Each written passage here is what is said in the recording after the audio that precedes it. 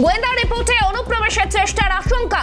গোয়েন্দা তথ্যের ভিত্তিতে পাঠানকোট সীমান্ত জেলায় হাই অ্যালার্ট। পাঠানকোট সীমান্তে কড়া সতর্কতা।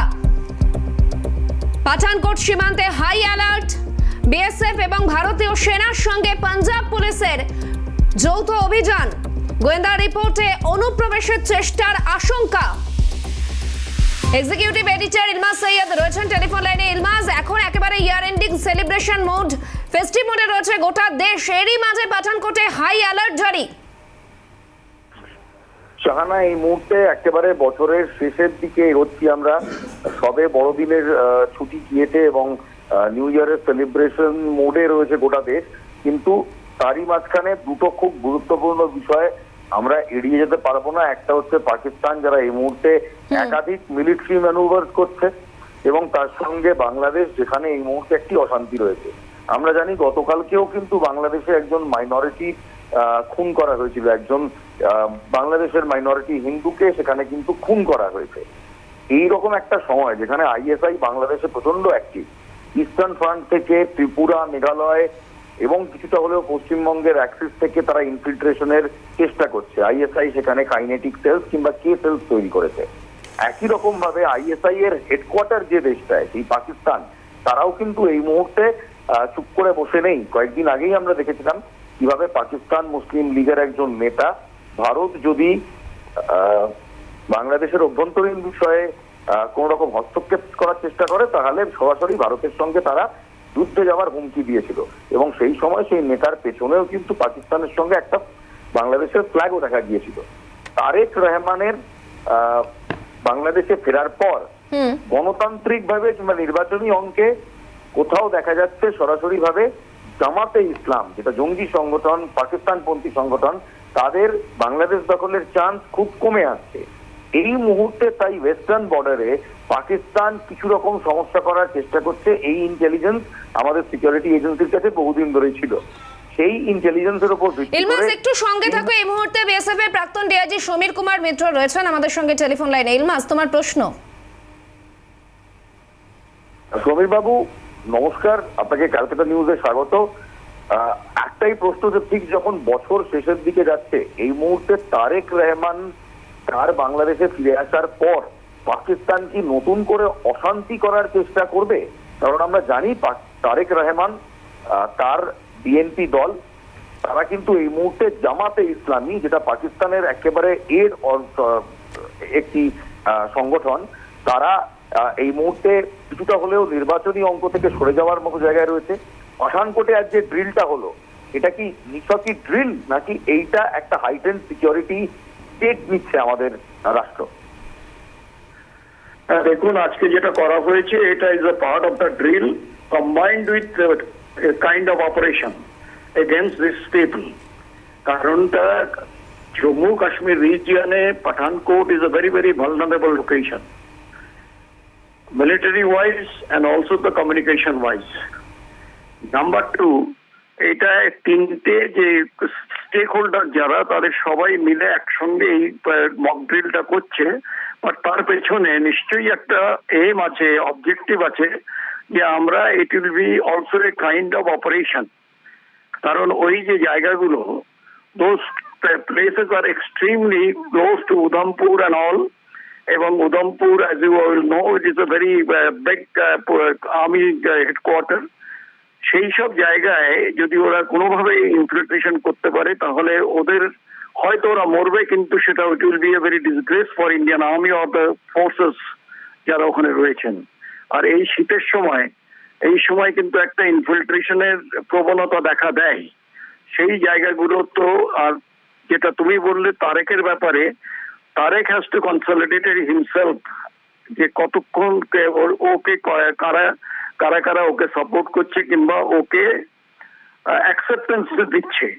তুমি যে আরো যে প্রশ্নটা রইল সেটা হচ্ছে যে এই জামাতদের তো কাজই হবে সেই ভেতরে যদি পাওয়ার ওদের রাখতে হয় তাহলে ভায়োলেন্সের করতে হবে, রিসর্ট করতে হবে, যে আমরা যেন তেন প্রকারে আমরা করবো, সে যত নিরীহ প্রাণ যাক না কেন, একটা জিনিস। দ্বিতীয়ত হচ্ছে বিএনপির 17 বছর ধরে বিদেশে থাকার পরেও যে প্লাস পয়েন্টটা তারেকের জন্য সেটা হচ্ছে he was in frequent communication with the party. এখানে সেই জায়গাটা একটা ডিভিডেন্ড দেবে। দ্বিতীয়ত যেটা মনে হয় সেটা হচ্ছে তারেকের আর একটা অ্যাডভান্টেজ থাকবে, যেহেতু তার বাবা জিয়াউর রহমান তিনি মুক্তিযোদ্ধা ছিলেন এবং পরবর্তীকালে তিনি প্রেসিডেন্ট হন। সুতরাং তারই সেই মুক্তিযোদ্ধা যারা আজকে 3 প্রজন্মে এসেছে তাদের যদি উনি এন্টাইস করতে পারেন, ওদের যদি তাদের যদি আরো কাছে নিতে পারেন, তাহলে আমার মনে হয় যে তাদের সেই ইমোশন যে আমার বাবা এইভাবে স্বাধীনতা যুদ্ধে অংশ নিয়েছেন, আমরা তাই সেই জন্য এই আজকে আমরা পেয়েছি আমাদের এখানে।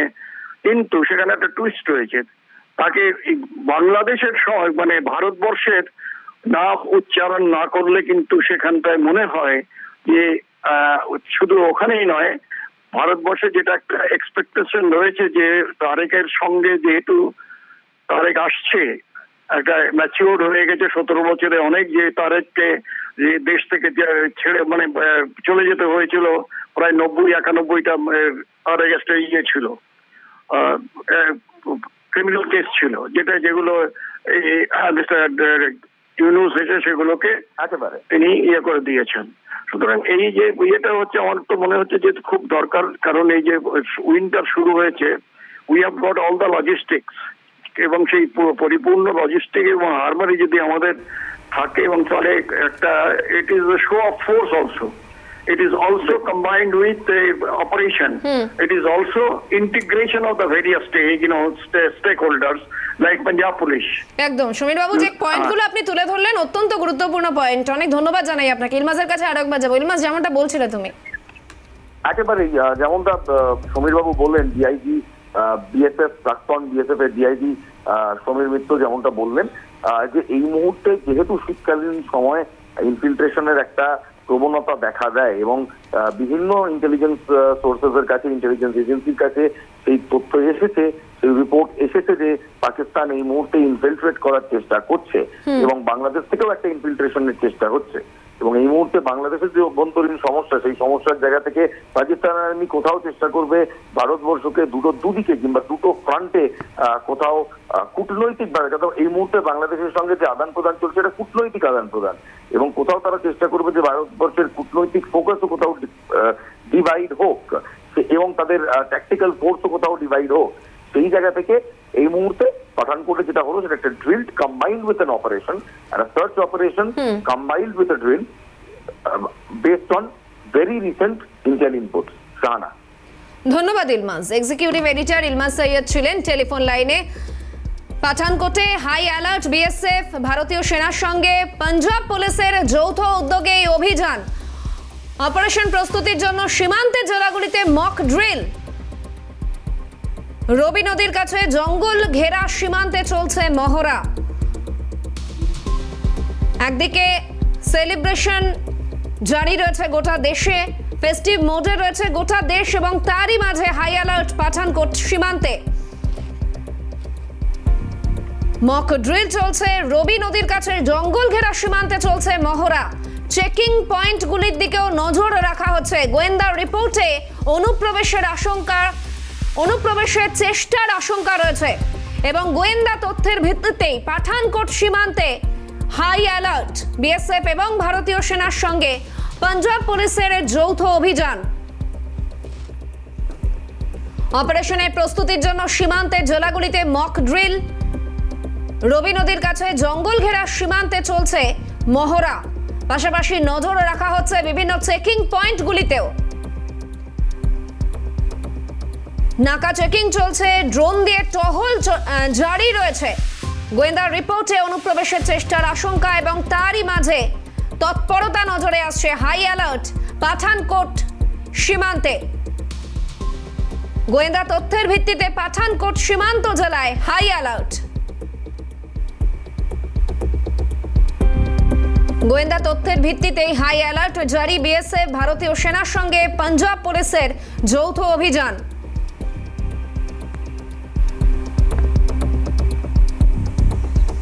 এই মুহূর্তে কর্নেল আর কে শ্রীবাস্তব রয়েছেন টেলিফোন লাইনে। যে বিষয়ে জানতে চাইবো আপনার কাছে, একদিকে ফেস্টিভ মুড গোটা দেশ জুড়ে এবং তারই মাঝে পাঠানকোট সীমান্তে হাই অ্যালার্ট, আপনার প্রতিক্রিয়া? দেখুন, এটা যারা যারা আছে জঙ্গি যারা আছে পাকিস্তান থেকে, ওদের একটা প্যাটার্ন আছে। ওর প্যাটার্নের মধ্যে আছে কি, যে যখন একটা ঠান্ডা পড়ে যায় তখন ওরা কাশ্মীরে যায় না, ওরা জম্মু থেকে ইনফিল্ট্রেট করে আমাদের কাছে চলে আসে। এই মুহূর্তে যদি আপনি পাঞ্জাবে যান বা জম্মুতে যান, আপনি দেখবেন যে ওখানে গহন কোহরা আছে, খুব জবরদস্ত। আপনি কিছু দেখতে পারবেন না, খুব গহন। আপনি সারপ্রাইজ হবেন, খুব ঠান্ডা পড়ছে আর তার সঙ্গে সঙ্গে যারা মর্নিং ফগ আমরা বলছি ওটা। আর ওর মধ্যে অনেকগুলো নদী তো আছেই। আপনি তো বলে দিলেন, রাবিন নদী বলে দিলেন, সতলজ বলে দিলেন, ঝেলাম বলে দিলেন, এটা তো বলছে না। তো এই নদীর যেটা যাচ্ছে ওখানে নেই। তো এই নদী দুদিকে দুপারে গহন কুয়াশাতে আপনার জঙ্গি যারা আছে ওরা আমাদের কাছে এক দুই করে ওরা ভিতরে আসার চেষ্টা করে। এক দুজন ওরা প্রথমত কাজ করে যে আমি একটা পাগলা লোক হয়ে আছি তাই জন্য এসেছি, আগে থেকে ওরা ব্যাপার ওখানে ফেলে দেয়, হাতিয়ার গুলো ফেলে দেয়। তারপর আস্তে আস্তে করে একজন দুজন, তাই জন্য আপনি দেখুন পাঠানকোট আমাদের মনে আছে তো, এয়ারপোর্টে আমাদের অ্যাটাক হয়েছিল।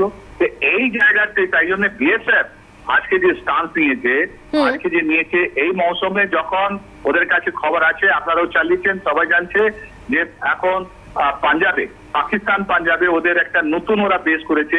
ওর মধ্যে ওরা জৈশে মোহাম্মদ বলছে, আমার মনে হয় ওরা লস্করে তয়বা, ওই লস্করে তয়বা যারা ট্রেন্ড গুলোর ছেলেগুলো আছে, জঙ্গি যারা আছে, ওরা কাশ্মীরে না গিয়ে একদম কর্নেল শ্রীবাস্তব, আপনি অত্যন্ত গুরুত্বপূর্ণ পয়েন্ট তুলে ধরলেন। তবে সময় আমার হাতে বেশি নেই, তাই আপনাকে ধন্যবাদ জানাতে হচ্ছে। অবসরপ্রাপ্ত সেনাকর্তা কর্নেল আর কে শ্রীবাস্তব ছিলেন টেলিফোন লাইনে।